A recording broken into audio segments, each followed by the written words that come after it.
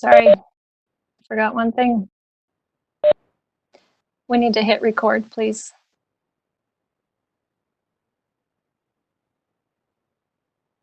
Leila, are we recording?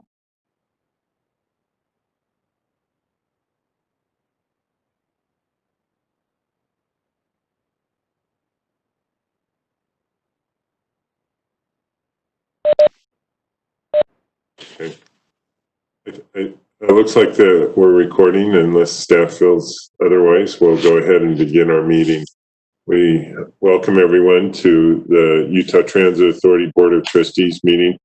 Today's Wednesday, June the 17th, and we appreciate this is a little bit unusual delay in start as we had a prior obligation with the Legislative Transportation Interim Committee presentation. We would note, due to the COVID-19 pandemic and the governor's executive order, we're doing this meeting by live streaming, and certainly welcome any comments or concerns. Those that have been given previously were distributed to the board and certainly will become part of the public record. We'll begin first by having our safety first meeting, or excuse me, safety first minute. And with that, we'll turn to Sheldon Shaw for that presentation. Good morning, Sheldon. Good morning, Chair. Good morning, trustees. As always, I appreciate the opportunity to start with the safety first minute. Today, I chose emergency exits, and we should all know what the emergency exit is in the buildings we work at. We should know and practice using those exits. But also, if you are at a new building, or if you're at a different restaurant or places where you travel to, you should always be thinking, how do I get out of here in case of an emergency? Oftentimes, there is an evacuation plan posted. There's emergency exit signs. And it's everyone's responsibility to make sure those pathways and those doors are kept clear of things like gear and power cords, things that cause a problem in case of an emergency. Also, for places like UTA where we have shops, we need to make sure that things like fire extinguishers and electrical panels are kept clear in case of an emergency. So my safety message is know your exit. Thanks, Chair. Thank you, Sheldon. Great advice. That brings us to item number 3 on our agenda, which is the consent agenda, and that includes approval of our minutes from the June 3rd board meeting. I'll entertain a motion. Mr. Chair, I'll make a motion that we approve the consent agenda. I'll second that. I have a motion from Beth, seconded by Kent. All in favor, say aye. Aye. Aye. Any opposed? That motion passes. Thank you. Next up is our agency report, and with that, we'll turn to our Executive Director, Carolyn Goodnought. Good morning, Carolyn. Good morning. Just want to give you a little bit of update. 2 pieces of good news. One is that we were able to execute the grant for the CARES funding that we will be receiving with FTA, and so that we have been able to start to draw that down in support of our operating expenses during the time of this pandemic and the recovery phases. So we are starting to pull that down, and we did execute that a week and a half ago. So we are moving forward on that. The second item I wanted to let you know is that FTA released who there will be funding for the TOD planning grants, and UTA received 2 planning grants. One is the South Utah County Frontrunner area, and the other is in the Point of the Mountain. I'm just give you a little bit of update on each of those. We received $250,000 for the TOD study. It's a TOD analysis and implementation plan. The project will study the UTA-owned corridor from Provo to Payson. There's 3 nodes along the corridor that are identified by the cities in that corridor and the MPOs as transit critical. And there's consensus about the need for the planning work that would need to be done there to ensure these sites become hubs for the future. This would be a community-led visioning work, developing station area plans, and to prepare for the transit-oriented development and to create achievable but impactful goals and strategies for implementation. There'll both be a market study and a visioning effort when we're doing that study. Trustee Millington and I went down the other day to Payson to meet with the mayor and the council member there to actually visit the 2 potential front runner stations in the future, or other served by other kinds of transit. One where UVU would be expanding, and the other where MTech would be building a new campus. So that's exciting work, as well as a number, large amounts of residential households. One 1,500 units and another over 3,000 units. So very interesting. It'll be a good planning effort to do along with those other communities. The other grant that we received was $275,000 for Point of the Mountain. This project will study primarily along the UTA corridors from Draper to Lehigh. There's 4 nodes along that corridor that have been identified by the cities and the development partners. There's a lot of excitement, as you know, around the future of this area. So this will be a community-led visioning work as well for station area plans to look at transit-oriented development. And once again, there'll be a market study and a visioning effort as part of that. So this was good news to hear that we received $525,000 for these 2 planning efforts. And then there'll be some matching funds by all the other partners with the cities as well. So that concludes my report, if there's any questions. Carolyn, first of all, thanks to you and your staff for putting together great applications. And I noticed in one of the public comments that we received sort of this, a concern that somehow planning these things would divert us from, service implementation that we were anticipating as part of, 4th quarter dollars that we're receiving, and expanded bus service. And obviously that has been delayed a little bit with the challenges over the last few months. But do you see this in either or kind of an effort, or it's in addition to a type of opportunity and helping us to look at a service down the road? I think it's an opportunity that actually supports the service that we'll put down there, in the future. A lot of this also looks at connectivity from the station areas to the planned development to the actual stations. That's a big part of the station area planning, because you want to avoid barriers. You want to make sure you have connectivity with bicycle pedestrians, as well as looking at sort of how those automotive connections are made as well. So I think for what we have a small match in with these studies.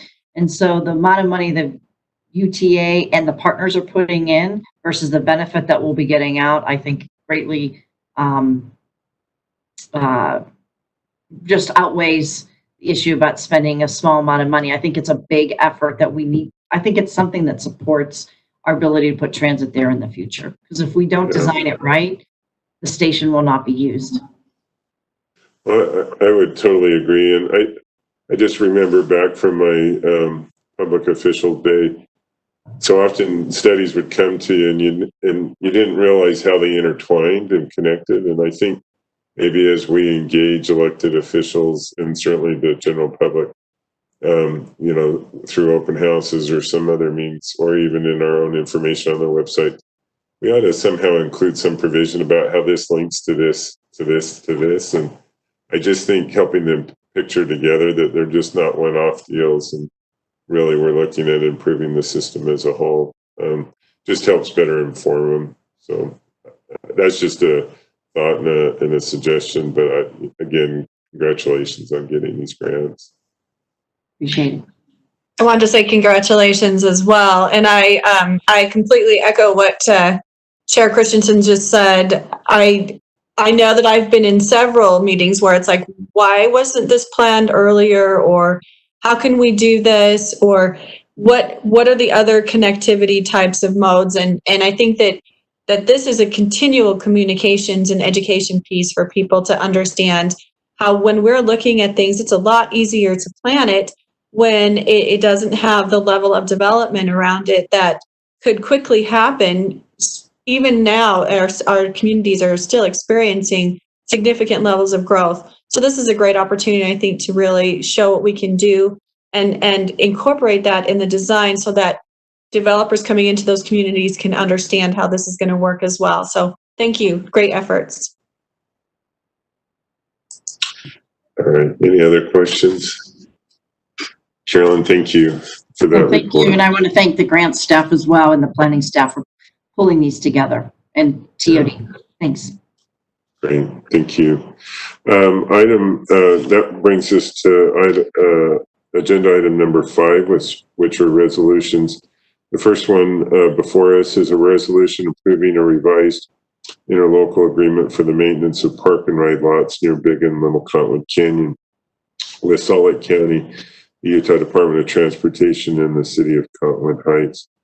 Just would note that we approved a earlier version back on March 25th, and this ILA was revised with a couple minor provisions that have changed since then.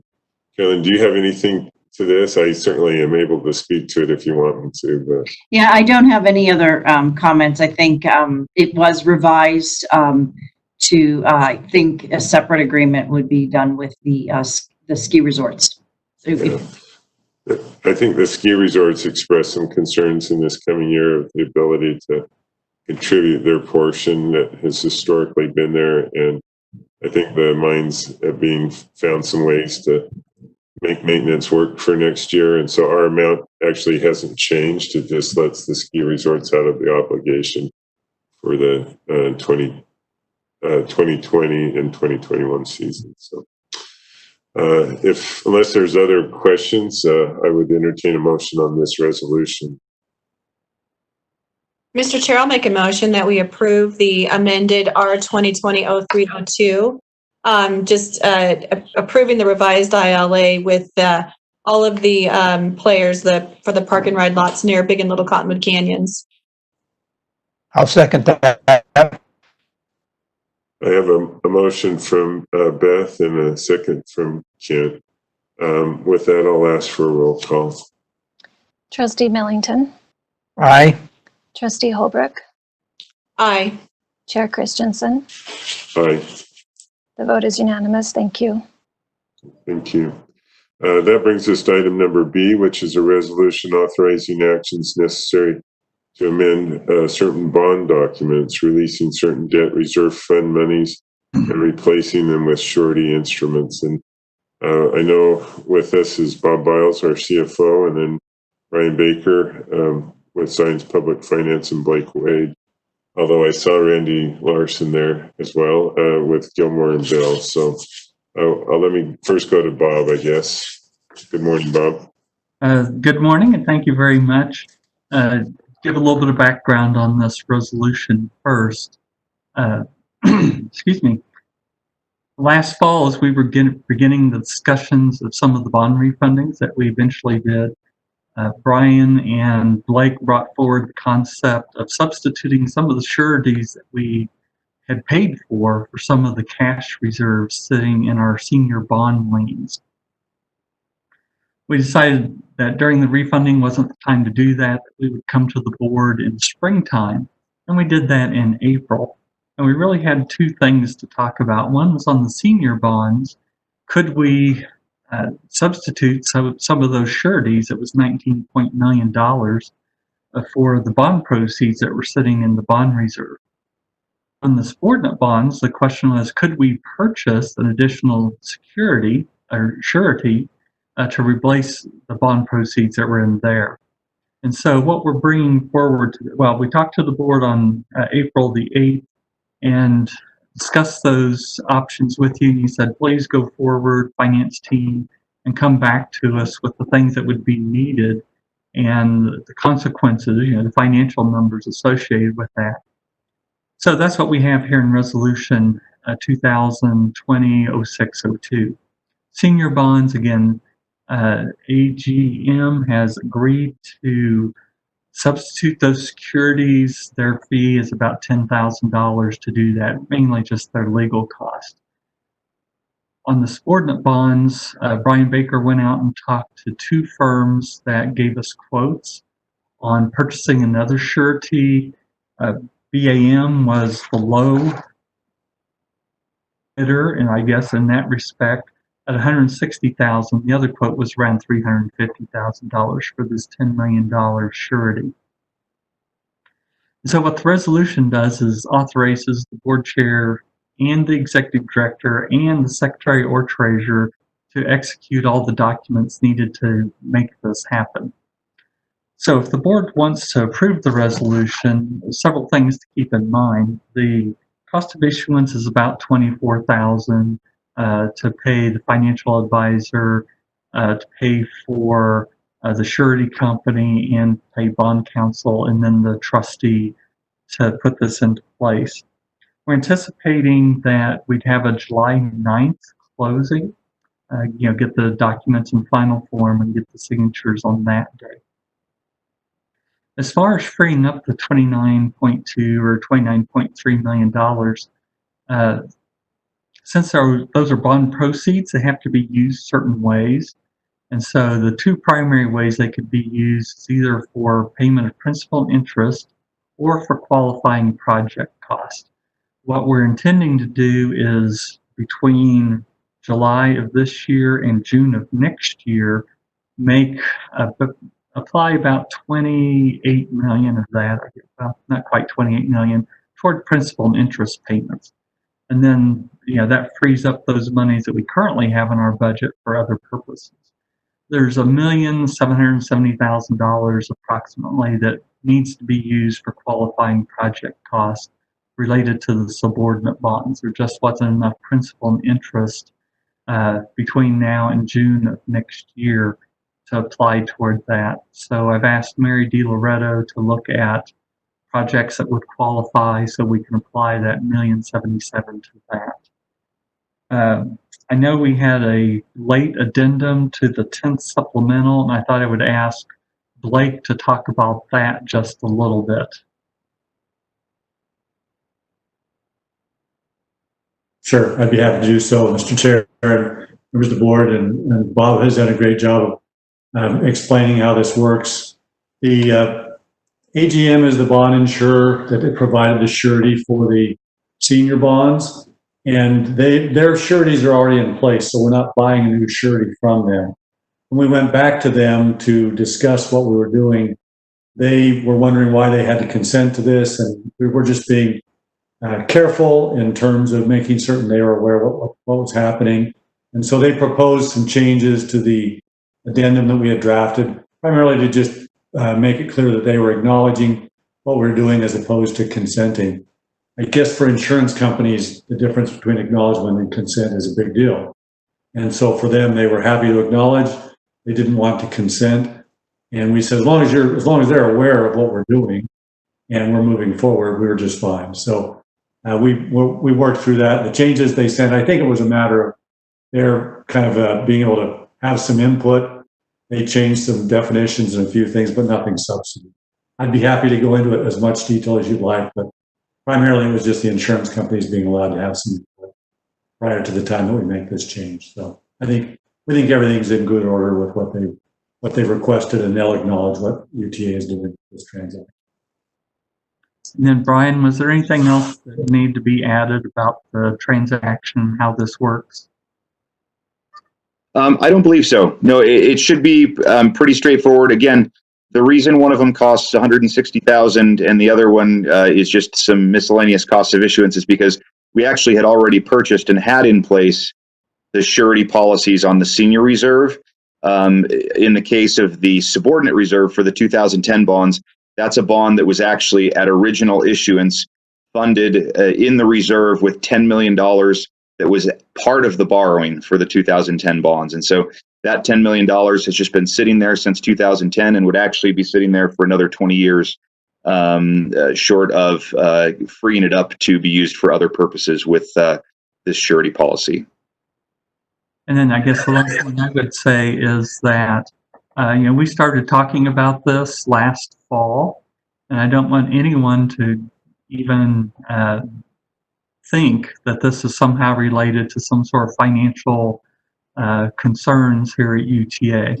It's really just good business sense, and I appreciate Brian and Blake bringing this to our attention last fall. And with that, we'd recommend approval of the resolution. Thank you, Bob and Blake and Brian. And I'm pretty confident we discussed this last fall, but I just sort of more for the record. Is it unusual for a public agency to look at a surety bond versus a debt reserve? It makes a lot of sense in my mind, but I just wondered how unusual is this scenario? I can answer that. I think it's always been a mathematical equation. So when the PTIF was at 4.5% or 5%, if somebody needed to fund a debt service reserve fund and say you were paying 3.5% on your bonds, you were probably going to earn 3.5% on that money sitting in the debt service reserve account. So it didn't cost you anything out of pocket. You just borrowed a little additional proceeds, and those proceeds returned in interest earnings the same amount you were paying in interest costs.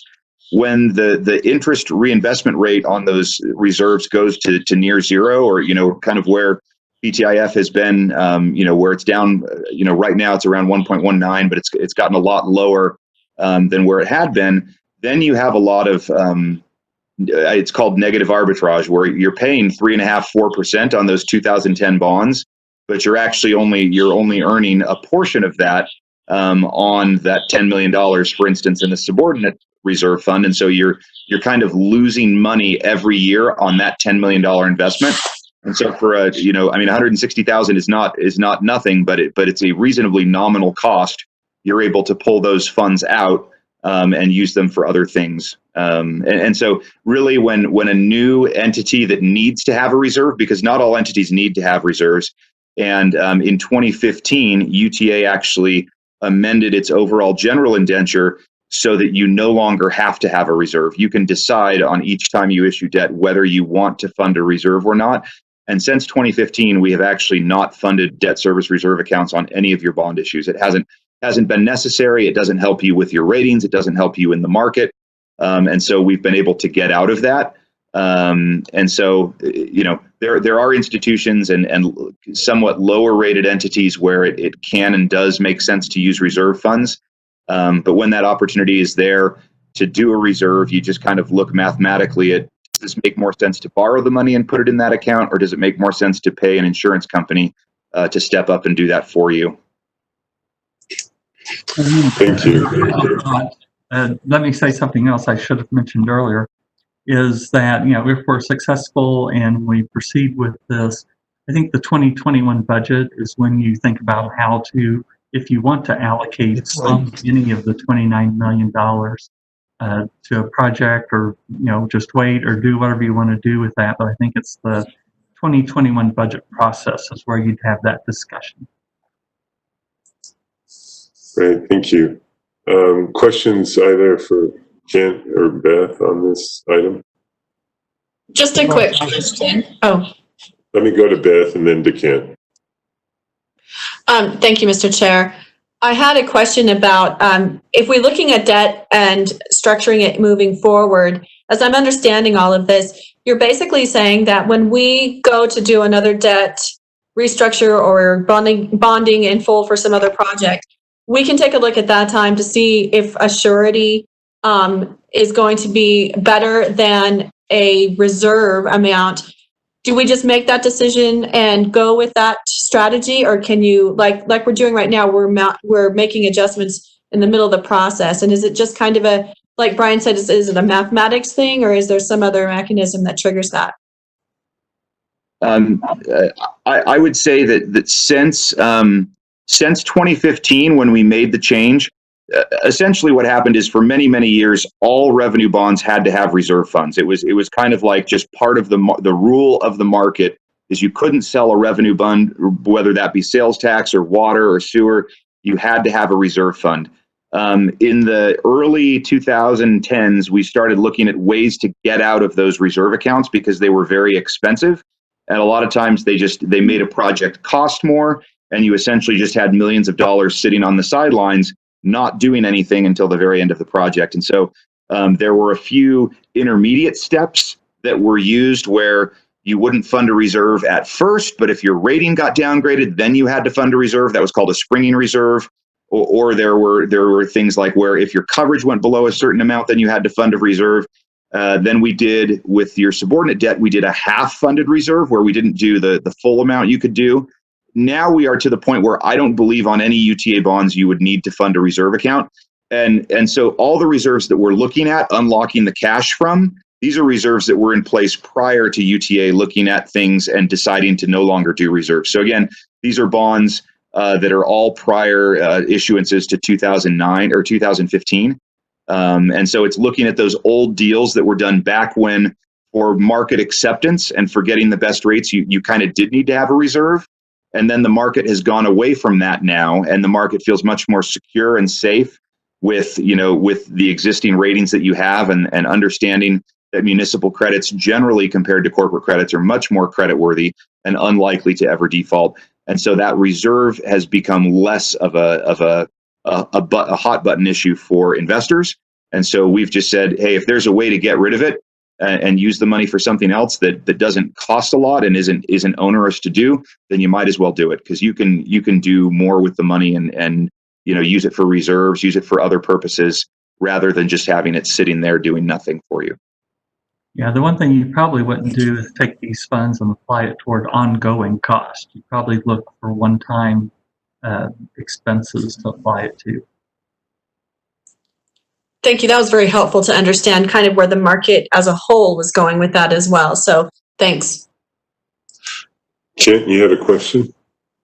No, just a comment. I certainly support this because it gives us considerable financial flexibility as we look forward. So Would you like to make a motion to that end? I will make a motion that we approve resolution R 2020-06-02.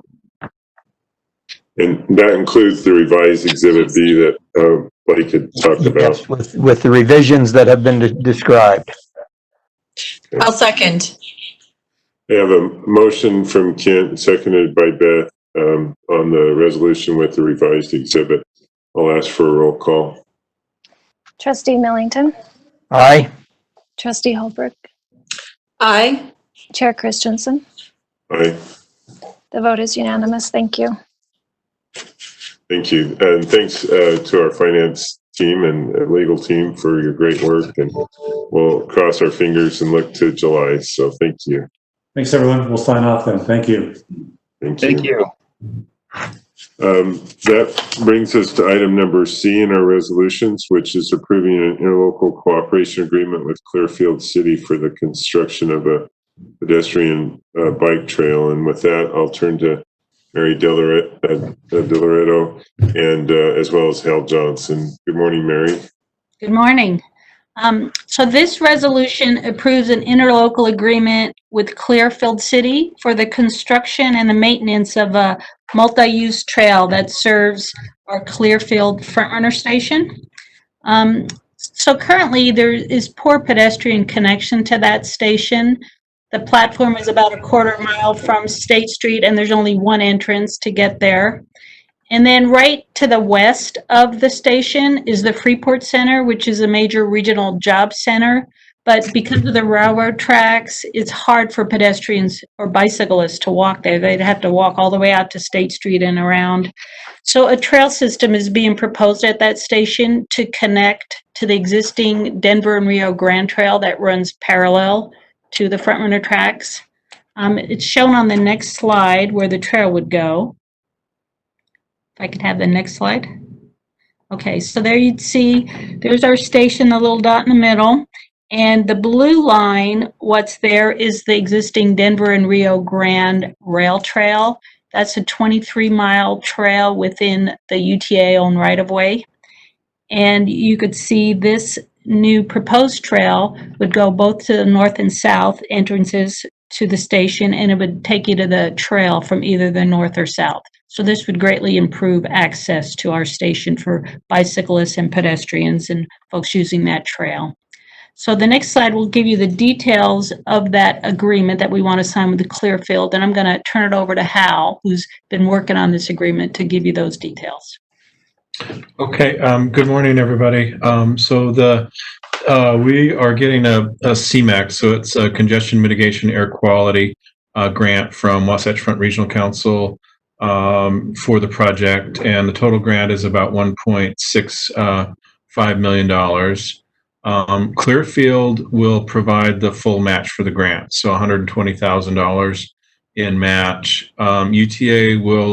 We will be the project manager and do the design and construction for all the work for the project. And we've been working with our internal staff that's been working on the TOD plan for that area to make sure we're coordinated and seamless with the TOD project that's coming forward.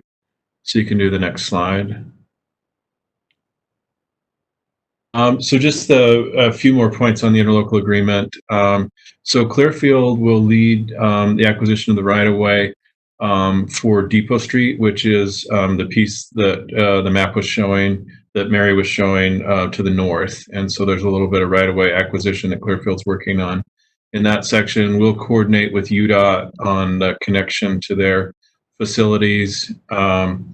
And then we'll jointly work with Clearfield City and the Freeport Center to, as part of the project, provide some additional pedestrian and bicycle connections from the DNR-GW trail to Freeport Center. There's informal connections that people have made with kind of cutting through the fences there, but we wanted to formalize those trail connections at some key points along the DNR-GW trail.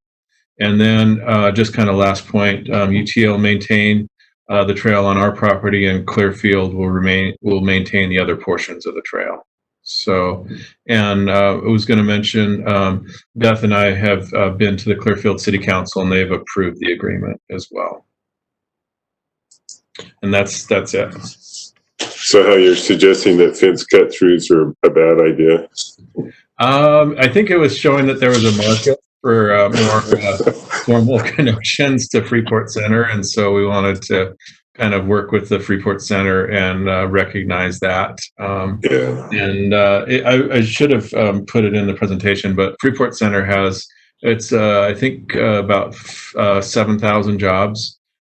So there's a lot of jobs that are just to the west of the commuter rail station. This will make it a lot easier for folks to connect to those employment opportunities from FrontRunner.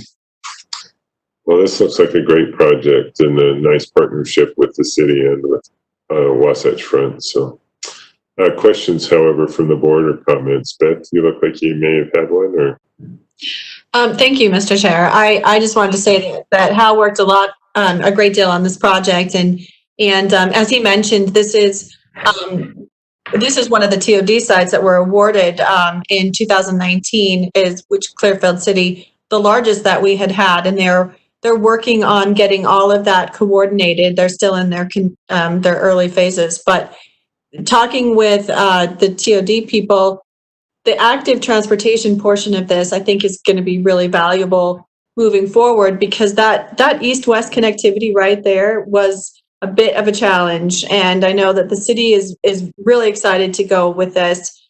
And I'm sure that other people, Freeport Center included, are going to be thrilled that this is now going to become an option for them. So I just wanted to thank all the staff. They did a great job. And Clearfield City is really excited for this project as well. thank you. Any other questions? Seeing none, Beth, can I turn to you for a motion? I would love to make this motion. I'd like to make a motion that we approve R 2020-06-03, which is the resolution approving the interlocal cooperation agreement with Clearfield City for the construction of a pedestrian/bike trail. Second. I have a motion from Beth, seconded by Kent. I'll ask for a roll call. Trustee Millington, Aye. Trustee Holbrook, Aye. Chair Christensen. Aye. The vote is unanimous. Thank you. Great. Thank you. Thanks, Hal. Thanks, Mary. That brings us to another resolution approving the execution of an interlocal agreement with the Utah Department of Transportation for the Vineyard FrontRunner Station and the Northern Utah double tracking project. And with that, I'll turn back to Mary Loretto. Thanks, Mary. Hi again. So yes, this is another resolution approving another interlocal agreement, this time with UDOT, for both the design and construction of the Vineyard Frontrunner Station and then the associated 1.8 miles of double track that will be constructed just north of that station. A little bit about the project. In 2018, the Utah legislature appropriated $4 million for the design and construction of the Frontrunner Station. And the Frontrunner Station was always anticipated. When the initial Frontrunner South was constructed, it was widened out in that area for a station, and double tracking was put around where the station would go. So we always contemplated it when the need arose, and now with the rapid growth in that area, there is definitely the need for that station. But due to a lot of operational constraints caused by positive train control systems that we've been required to implement, that now requires an additional 1.8 miles of double track be constructed north of that station. That will help the station, the system run effectively once it's constructed. So UTA is funding that double track portion, which is anticipated to be about $10 million. The design is near completion, and the contractor has now been selected, and UDOT and UTA standards are being integrated into that contract. And construction is slated to begin in August or early September, and then the project hopefully would be completed by April of 2021 if all goes well. Next slide. So this just shows where the project is occurring. You can see the future Vineyard Station, and there was some double track, as I mentioned, already constructed, but where the double track ends and there's the yellow line, that's where we would put the additional 1.8 miles of double tracking. And it would end just south of the wastewater treatment plant there, the Timpanogos wastewater treatment plant. So next slide. This just gives a little detail about what's in the agreement. It defines the roles and responsibilities between UDOT and UTA for the design, construction, and maintenance of both the station and the associated double tracking. UDOT will be the lead procurement agency for both the design and construction contracts. They both will go or have gone through their procurement process and will continue to go through that. UTA, in conjunction with UDOT, will oversee all the design elements, construction inspection, the testing, and final acceptance of both the station and the double tracking. And all the construction will be occurring within our currently owned right-of-way limits. And final acceptance will not be granted until UTA has identified is comfortable that all system integration, safety testing, and certification have occurred to our satisfaction. And then once the construction is completed, UDOT will assume the ownership, warranty, and any future operations and maintenance for the track and the station. Any questions on that? Mary, did I hear you say that when this is done, UDOT assumes the responsibility for the maintenance? If I said that, I screwed up again. I apologize. No, UTA will assume. I thought that was what you meant to say, but I heard UDOT. Well, thank you for correcting me. Any other questions? I do have one question, and we've often done reciprocating projects with UDOT from time to time, and so these kinds of partnerships probably aren't entirely unusual. And I understand that the station was, funded originally through the legislature, actually before any of us came around, and then I know the need for double track kind of came later, and we've stepped forward to do that. Is it unusual where sort of we have a majority stake in the funding to have somebody else doing the project, or does it have more to do with the timing of that and how that station was funded? I just wondered sort of taking the lead, because I have a lot of confidence in your team, and just wondered what your thoughts were. Well, UDOT felt strongly that because of the $4 million was appropriated from the legislature, that they needed to lead that portion of the effort. And because it didn't really make sense to have two separate contractors, we thought it would make more sense and be more efficient to have one contractor doing both portions of that work. And just because of their feeling that they needed to lead at least the station part, by having one contract, they would lead both parts of that. So we think, though, based on all the details in this agreement, we've worked it out that we will have plenty of oversight and say, and we'll feel really comfortable with the project and how it progresses. Okay. And as you mentioned, we have worked with them in the past, and it usually goes, it goes really smoothly when we work with them. So. And remind me who they chose as a contractor. Is that they chose Stacy Whitbeck, and they're the ones who actually constructed Front Runner South. So they are very familiar with the system, and we feel very comfortable with them as a contractor. Okay. Other questions? Or?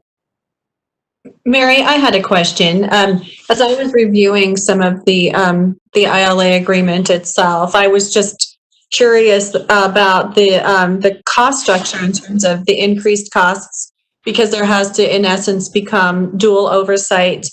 I think they said engineers or something along those lines to go and do the approval process on both sides. Does that impact the cost significantly, or was that planned for? The oversight is, at least on our portion, we included that in all what we're doing, and I believe UDOT had incorporated that oversight and management into their costing as well. So I believe that should all be incorporated and included. So we planned when we assigned about the $10 million that we would have to pay somebody from UDOT as well. Is that? Oh no, I don't believe that we are paying UDOT to oversee. I mean, that's coming out of their $4 million. What they're overseeing is how I understand it. Did you read that differently? Perhaps I read that differently. I just had understood that because of all aspects of the construction portions had to in essence be at UTA's specs, that the oversight would be the cost structure for dual oversight was included in that, but I couldn't tell if it was from the 10 million or the 4 million.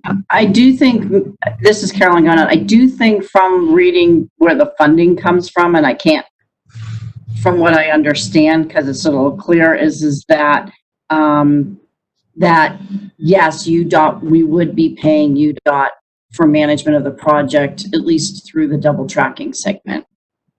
Because it says that UDOT is not responsible for any costs associated with the double tracking. But it still has to go through their procurement processes and everything else, and that's why we would have to pay for that part of it. Is that correct?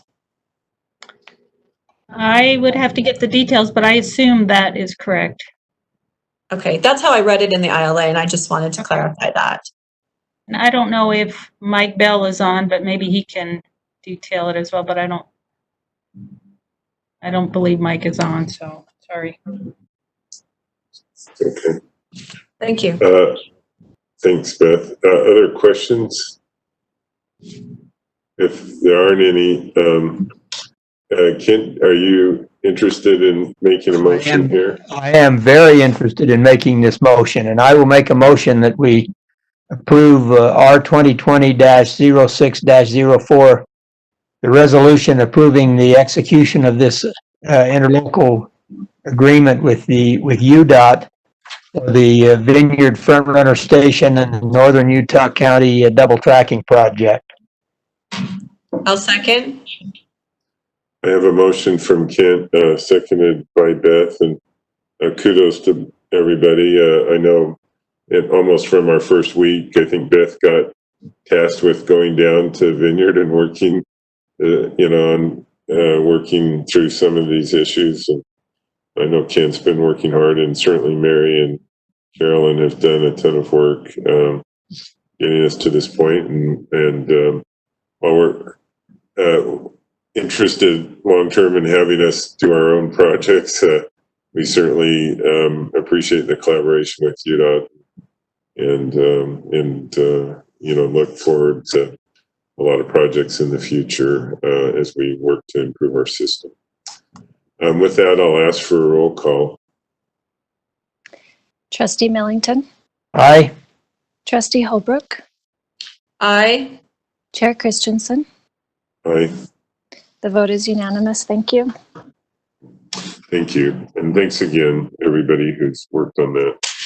With that, will bring us to contracts, disbursements, and grants. And the first item up is a contract on our CAD AVL software development services. And we have with us our Director over IT, Dan Harmuth. Good morning, Dan. Good morning, Mr. Chairman. Good morning, trustees. So this contract is for the sole source contract. It's for software development, which is instrumental to our transit management system project, which incorporates all of our computer-aided dispatch, automated vehicle locating system, and the mobile data computer systems that are in all our buses and rail systems. So the TMS project, as you are well aware, because we've asked for some other contracts in the past, is a 3 to 5 year project with the software development portion in the first 1 to 3 years. So this is a 3-year contract, but the purpose of this contract too is until all the deliverables are met, and UTA can actually end the contract early at its discretion. Now, this is a sole source with Software Technology Group. We've had one of their consultant programmers on staff with us for 14 to 15 years.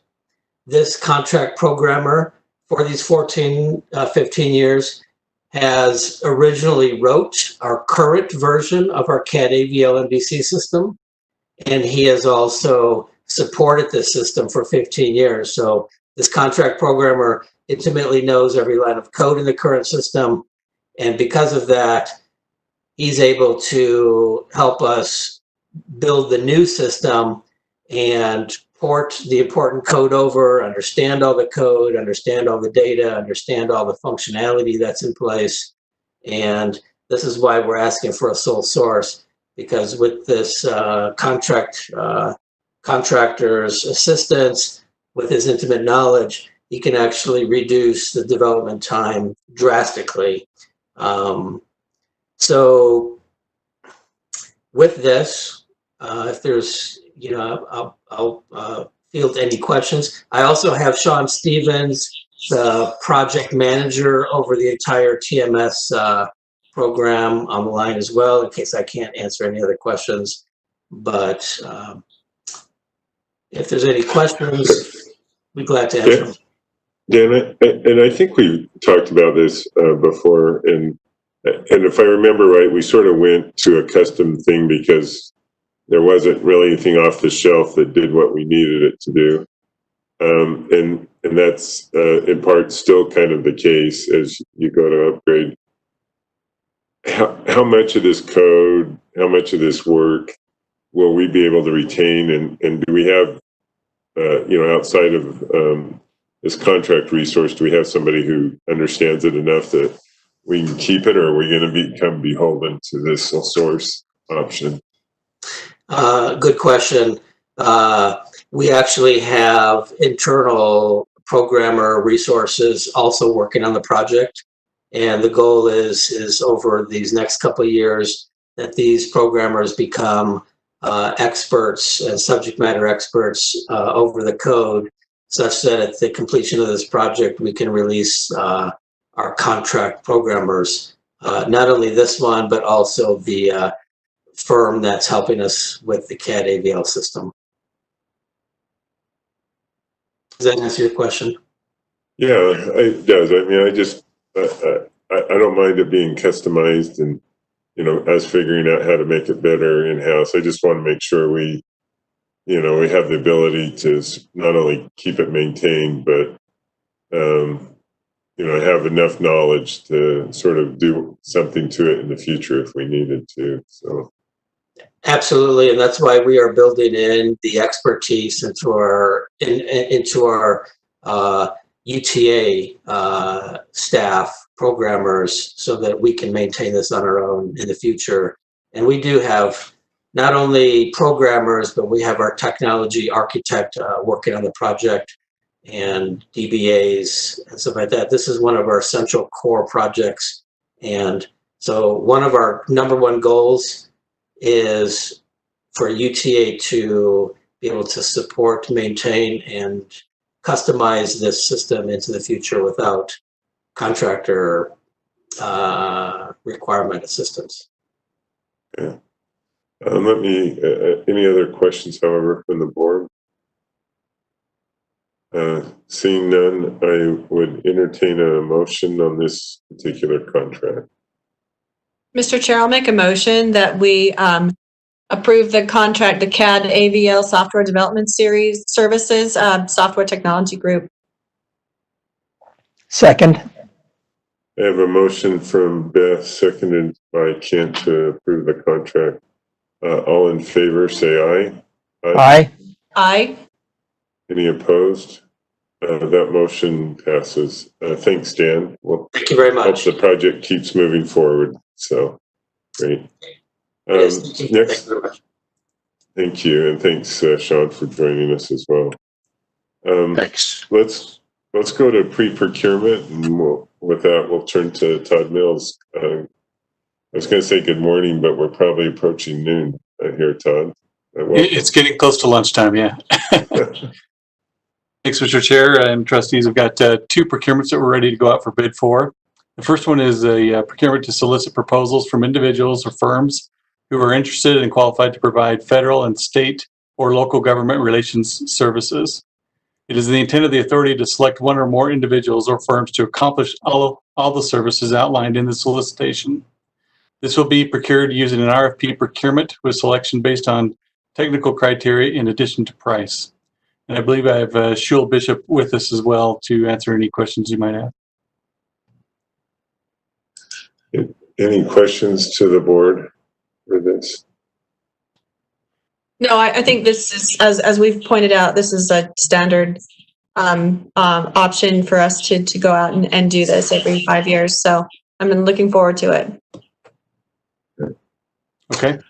All right. I think we're good there, Todd. Thank you. Anything else on your side? Oh, so there is item B. Yeah. Joint bus. Yep, I have a second one here, which is joint procurement between the Utah Transit Authority and Park City Transit agencies to purchase electric buses and accompanying charging equipment. The Park City Transit Agency will procure 8 replacement buses and 6 expansion buses for a total of 14 buses, as well as 5 bus depot chargers. UTA will purchase 10 buses for the Ogden BRT and 20 replacement buses for Salt Lake County for a total of 30 buses, as well as 11 bus depot chargers and 4 en-route chargers. Funding for these buses and chargers is made up of various grants, including the NOLO grant, Volkswagen Settlement Award, and miscellaneous local and remaining grant funds. This will be procured as a competitive RFP with selection based on technical criteria in addition to price. And I have Jesse Rogers on the line as well to answer any questions that I might not be able to answer. The only question I have is, and I certainly don't mind in partnering with Park City, does it help us to have them there, or are we really helping them more? I mean, is it universal benefit to us?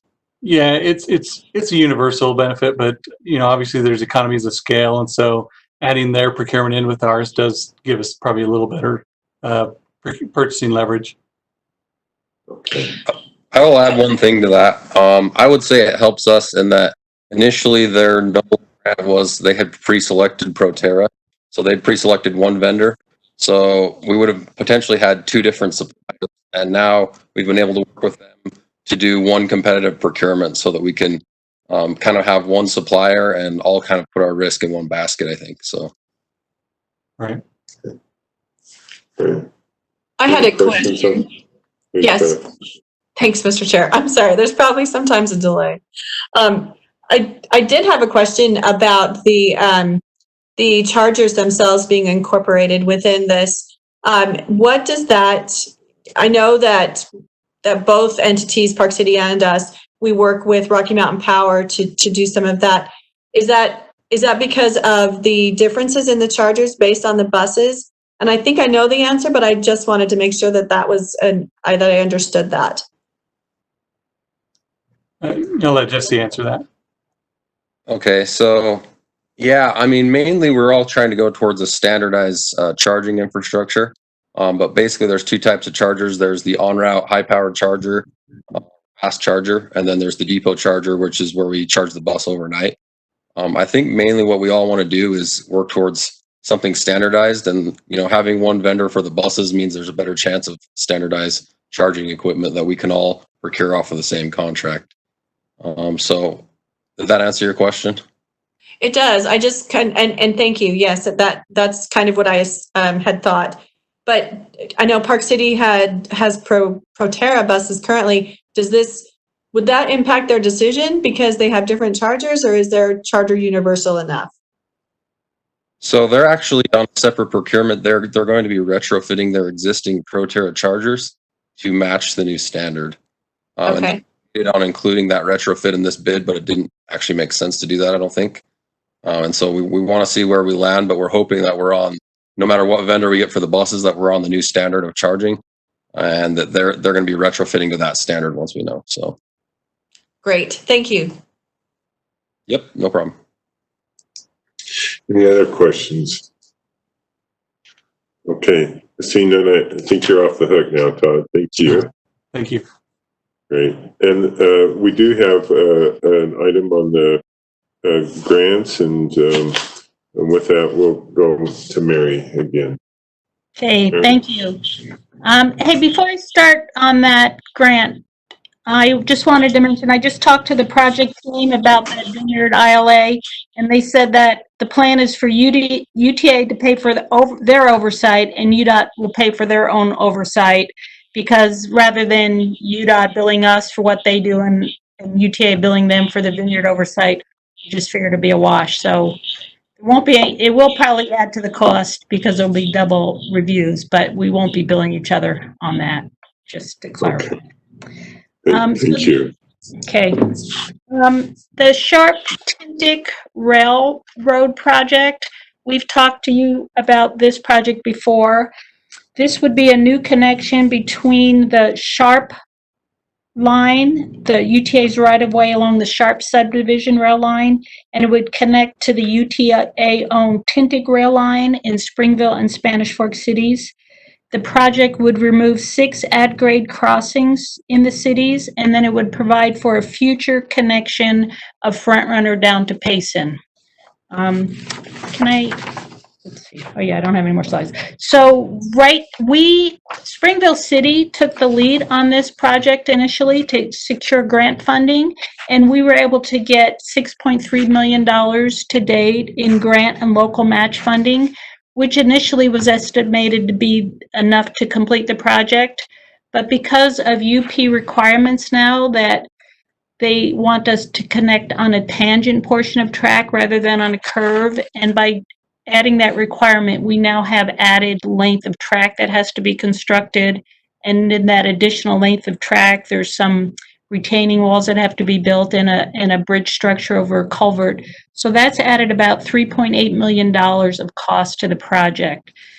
So we're looking at other grant opportunities. Right now, there is a Federal Railroad Administration grant out and that we are applying for, working with the cities.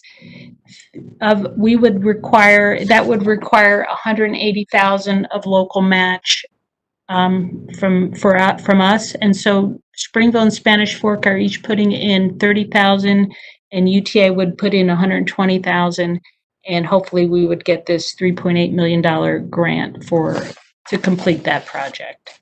Any questions on that? Mary, I do have a question. Okay.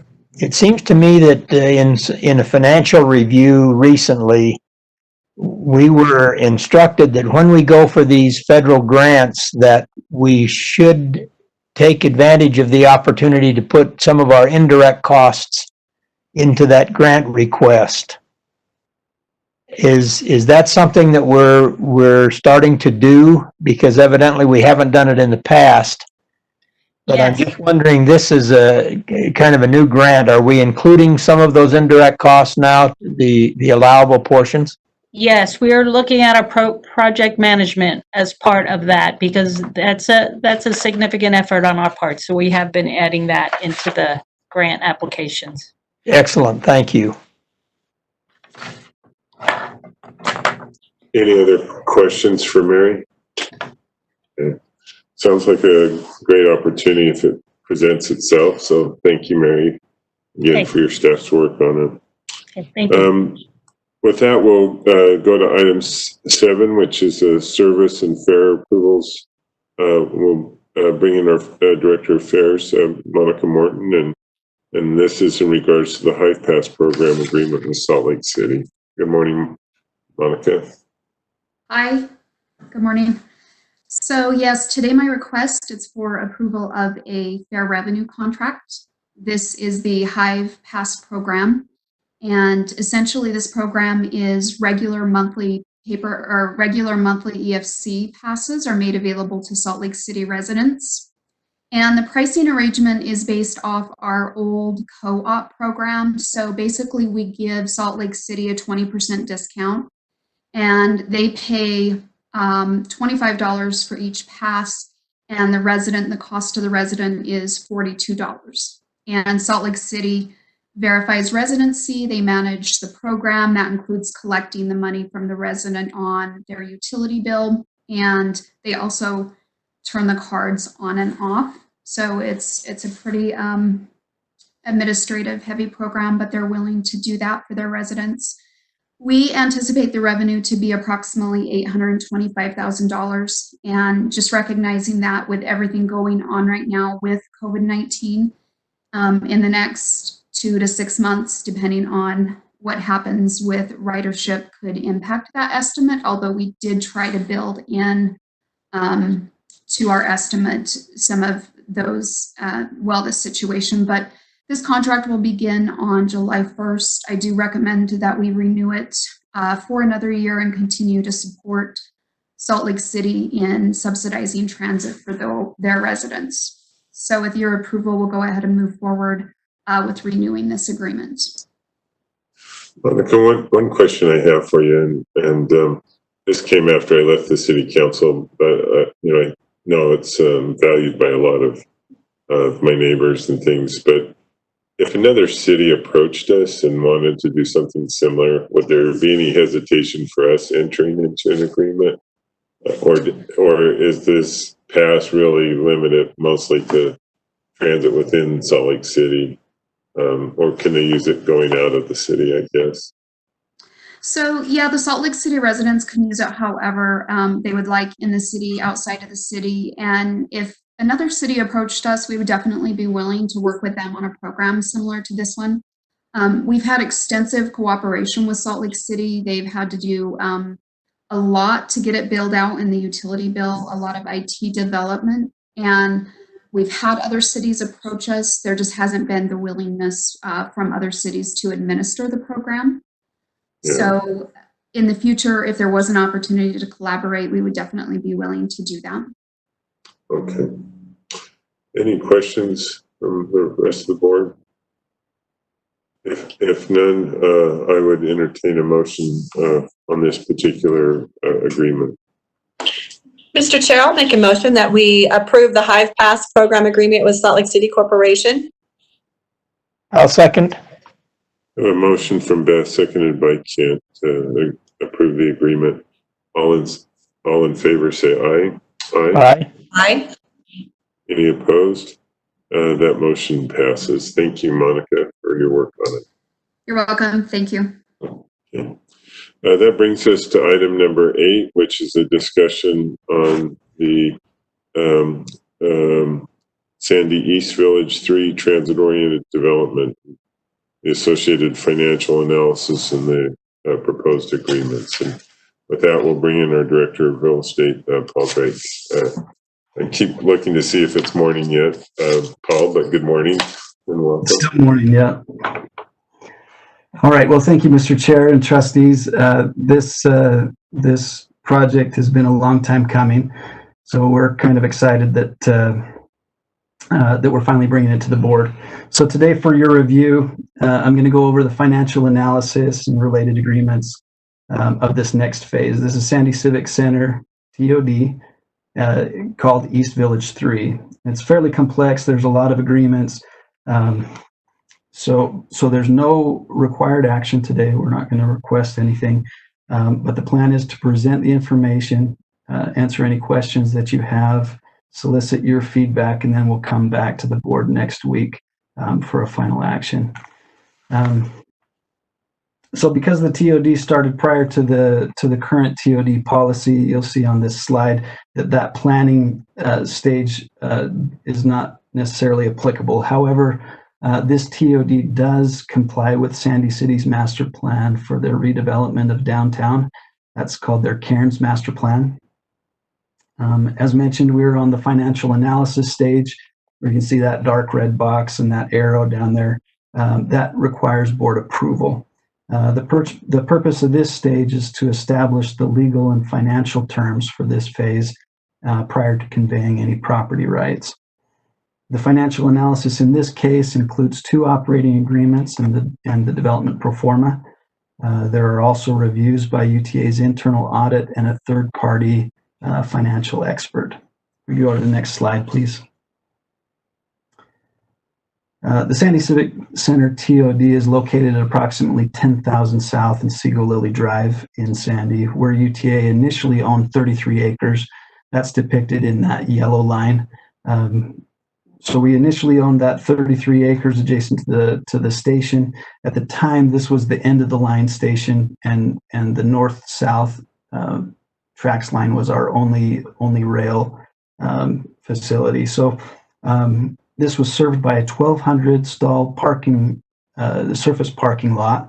Since then, we've built the extension down to Draper and the commuter rail line, and that has reduced significantly the parking demand on this site and created a development opportunity. Next slide, please. Since 2014, UTA and Hamilton Partners, our development partner, have completed 4 phases of development, with UTA contributing roughly $4 million in land and receiving $9 million in return.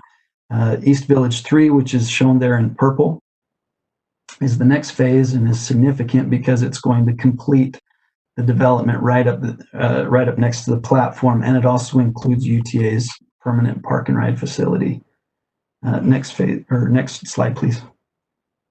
The proposed development wraps a shared parking garage with a mix of 305 residential units and 10,000 square feet of retail. That parking garage will be 517 stalls, of which UTA will own 300, and 60 of those will be shared on a time-restricted basis with the development. And that will be according to a future license agreement. The total investment in the project, including equity and loan proceeds, is going to be $85 million.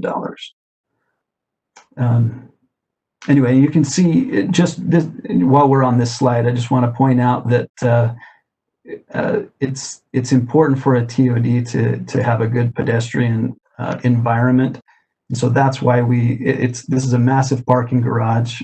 So you've got the demand not just for the development but also for UTA facilities. So it's important that we do our best to screen that from the pedestrian environment. So this is screened on 3 and 3 1/4 sides to try and make that as pleasant as possible. So can I ask a question too? Yeah, please, Carl. And you mentioned there was 10,000 square feet of retail commercial, and I was kind of racking my brain a little bit. You did a housing tour out there about a year ago, and which was kind of my introduction to the site. I was concerned that there's no place to go get a gallon of milk, or you got all this housing there, but do they have to get in a car to actually go get something? And I realize sometimes you have to have the rooftops before the retail will come.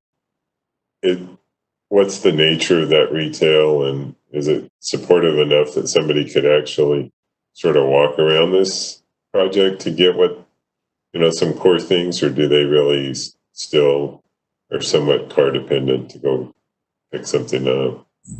That's a good question, Mr. Chair. And right now we don't know the nature of what tenant is going to come in and take that space. We have programmed it within the site plan. It's not programmed for anything else. It's going to remain open as we market for tenants. It would be nice if we can get some kind of neighborhood grocer. I don't know whether that will be possible. What is in the works, because we do want to make sure that those uses are available to residents in the East Village. There are a few places within short transit ride that you can get to grocery and other retail needs. And we've got a bus circulator in that area right now, and that's intended to actually be enhanced over time to really connect to the downtown, what Sandy's calling the South Village, where there's going to be a whole lot more retail opportunities. I don't know what kind of, I'm imagining most of the leasing falls to our partners on the project, and we don't really get into that a little bit, but I just, whether it's just a little neighborhood market where you pay an exorbitant price for a hot dog that's been there for a while or something, it's just nice to have some place where you can go and pick something up. And with the number of offices also in the area, I would think, there ought to be a focus on trying to provide something for the residents. But anyway. Oh, absolutely. I share that hope with you. And there are actually several other opportunities within the master plan where we could find food opportunities and whatnot on the site. So we'll be pushing that. I really hope to find that. I just want to say really quick that just to dovetail onto that discussion point, that I think it's really critical that when we are talking to developers and talking about TOD and the what's the ideal model, I think when we did those studies in the Housing Commission and as our own internal studies show us, grocery, we don't want to have a food desert, and childcare. Those are the two things that were really, really critical to the majority of people that responded. And I think that even by having these dialogues, helping these developers to understand the maximum value of creating this level of density, I think is always a good thing. So I'm glad that the chair brought it up. I think it's really critical moving forward as well. So thanks. Agreed. Yes, thank you. Okay, next slide, please. So here's how the partnership structure works. There's two entities that are formed by two different operating agreements. The first is a partnership between UTA and Hamilton Partners, forming an entity, HPUTA East Village 3. And then that entity will partner with our equity partner, Bridge Capital, to form East Village 3. Now that East Village 3 is going to act as the main development entity. Next slide, please. As mentioned, the financial analysis consists of the two operating agreements. You can see those listed there, and associated pro forma. UTA is a direct party to the HPUTA operating agreement, but it is not signatory to the other one, as we're a sub member of that entity. Next slide, please. The development requires several other agreements. Each need board approval because of the value thresholds. Those agreements include the contribution agreement and ground lease, parking structure management agreement, and the parking structure construction, operation, and easement agreement, or COREA for short. In a moment, I'll go into a little bit more detail on each of those. Next slide, please. So first, I want to go into the HPUTA operating agreement. The purpose of that agreement is to form a partnership between Hamilton Partners and UTA control each party's contributions and the associated ownership in the joint venture UB3, and determine how HPUTA revenues will be distributed between the partners. Next slide, please. According to the agreement, UTA will contribute 6 acres of property to the joint venture for a capital account of $1.6 million. Hamilton will contribute their development rights, cash equity, and a share of infrastructure improvements that they funded out of pocket. That includes relocation and boxing of a canal, construction of Mid-Village Boulevard, and extension of Beet Digger Boulevard. In the case of a required capital call, Hamilton will pay both their obligation and UTA's, and then UTA will have the option to reimburse them for those contributions. If Hamilton, go ahead. Can I ask on the 1.6 million? That seems like a low number based on, well, real estate values in February and maybe still. Is that a number that came from way back when they first made their pitch to this proposal, or is there some sort of market assimilation to that value? That's correct. It is based off of the initial appraisal when we entered an agreement with Hamilton. So it was initially appraised at $6 a square foot, and that's what's going in. That's how it's going into the joint venture. However, we do anticipate that land has significantly appreciated, and that's kind of the impetus for the way we've structured these agreements. UTA, instead of getting the appreciated value on the front end, which would lower everybody's return, we get it on the back end out of the promote, and I'll go into that. But we do get compensated for that additional land value. So thank you for that. No, thank you. So again, if UTA has the option to reimburse Hamilton for any contributions they've made in our behalf, if they're not reimbursed by UTA, then the company or the partnership will reimburse them out of the proceeds, and then they'll get a return on that investment. And I'll go into that again a little more detail in just a sec. Next slide, please. So this is the waterfall or sequence of distributions outlined in the agreement. With some nuances, it generally follows the industry standard of last money in is the first money out. The first distributions go to Hamilton to reimburse them for their infrastructural costs and contributions that they made in behalf of UTA, plus a return on those investments. You'll see on step 4, that return, if UTA doesn't reimburse them, is 10% plus prime from the partnership. After that, UTA and Hamilton are reimbursed with our returns on the additional contributions. Then we're reimbursed for our initial contributions, ours being the land, with a 10% return on that on those contributions. Then we receive amounts equal to the estimated depreciation. So this is what I was just describing. The estimated depreciation UTA will get, and then entitlement values to Hamilton. And then finally, we split whatever distributions are left. And I'll go into exactly what those numbers are in just a moment. Any questions on those distributions at this point? Okay. Next slide, please. So Hamilton will act as the manager of this partnership with all the rights necessary to conduct the business according to that agreement.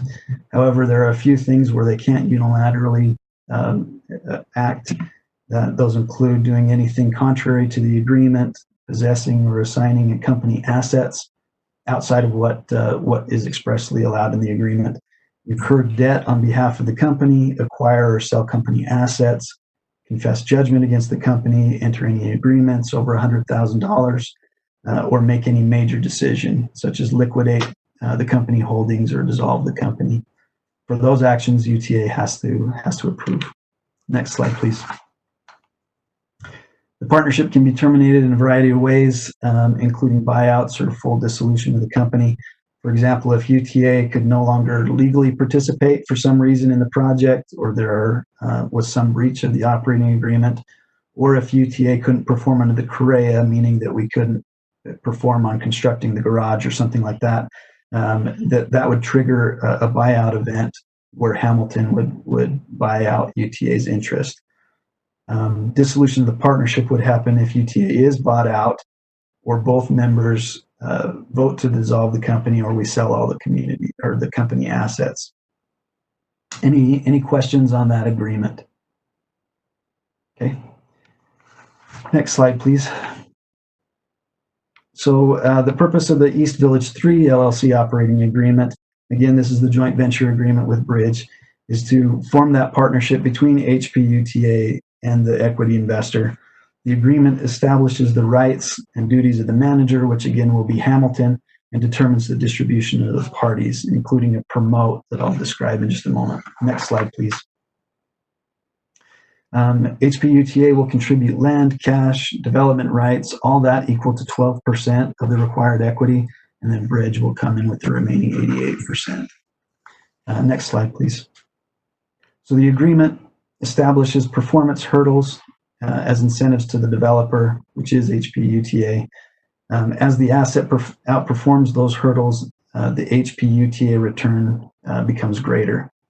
According to the agreement, all proceeds up to 9% is split pro rata 88-12 based on each party's contribution. Above that, between 9 and 12%, it's split 80-20. Between 12 and 16%, it's split 65-35, and anything above 16% is split 55-45. Okay, next slide, please. The agreement also quotes some terms of the loan. The proceeds are $55.3 million, which is 70% loan to value. And then there's loan and title costs of $730,000. It also establishes fees. The development fee would be 3% of hard costs plus managed soft costs, which include design, engineering. And then in the case that there needs to be additional equity above what's in the agreement, and Bridge needs to provide that, then there's a fee on top of that of 0.25%. Next slide, please. So this is the bottom line. The anticipated result of those agreements, we believe, is favorable to UTA. We put in that our land and received $4.3 million in return, which is 28% IRR on that initial capital contribution. So any questions on the joint venture agreement? One question just on mechanics. So once we approve it, there are a couple decision points in there. Are those do those fall then to the executive director? Yeah, that's a good question. They would, depending on the value of what that decision means. If it does exceed that threshold, then it might be coming back to the board.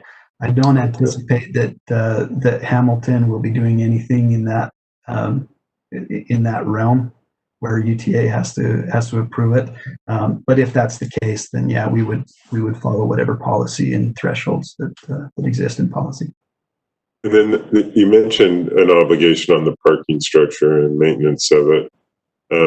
Is that in place? I mean, my understanding is there was a parking structure approved by the prior board, and I just wonder if you have background to it, and, yeah, and then what are our ongoing obligations for our portion of it? Perfect. I'll go into that, in fact, probably right now. When we go into these other agreements, there's an agreement for one of those questions. If you're getting to it, then that's great. Okay, I'll go into it, and if I don't address your question appropriately, let me know. Okay, next slide, please. So again, onto the other agreements. So at the suggestion of the city, we haven't subdivided the parcels yet. There's ultimately going to be two parcels, one for the garage and the other one for the development. We haven't subdivided it because of some code restrictions. We want to make sure that that property line is right where it needs to be. So we're going to move forward, and after the garage footings are poured, we're going to survey it and then base the lot lines off of the as-built locations of the footings. That approach, though, requires a couple of agreements, the contribution agreement and ground lease. Under those agreements, UTA will contribute the entire 8 acres to the joint venture, and then they will ground lease us back for $1 the garage port parcel. Then once we finalize the subdivision plat, they will convey in fee back the garage parcel to UTA. Any questions on how that dynamic works? Okay.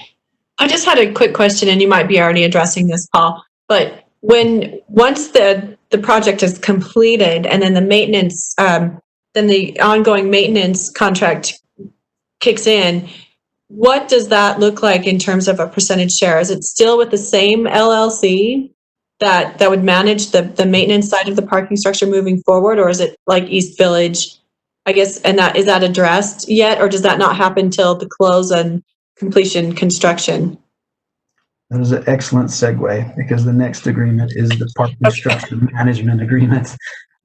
But yeah, sorry, go back one slide. So anyway, on the bottom half of this slide, these are the basic terms of that agreement that address what you're talking about, trustee. And anyway, so Hamilton Partners will manage and maintain the parking garage, the entirety of it. So both UTA's and the development's parking, and then those costs are split pro rata based on number of stalls. UTA would pick up 58% of those costs, and the development would pick up 42% of the costs. They do have in that agreement a 15% management fee, which essentially is about $6,000 a year, just to cover their costs. And then if there's any improvements to that, to the structure, and they have to manage that, then they would receive a 5% construction management fee. So yeah, this is something that we did down at the South Jordan Front Runner Station, and it's been a fairly popular structure with our maintenance folks, because it does take some of the burden of those parking garages off of our team. So, did that answer your question? It did. Thank you. I appreciate that. You bet. Okay, next slide, please. Okay, so the parking structure construction, operation, and easement agreement is pretty much what it sounds like. It oversees the construction and operation of the garage and establishes easements for the various parties and the different uses. Per the agreement, UTA will own the garage, and the development will have a perpetual easement over their stalls. It establishes the number of dedicated and shared parking spaces. The development would have 217. UTA would have 300, with 60 of those being shared on a time-restricted basis. The cost will be split pro rata, again, that 58-42 split. Cost of the shared stalls will be determined per a license agreement that will be negotiated in the future while we're constructing the garage. The parties will coordinate if there are any proposed alterations to the structure.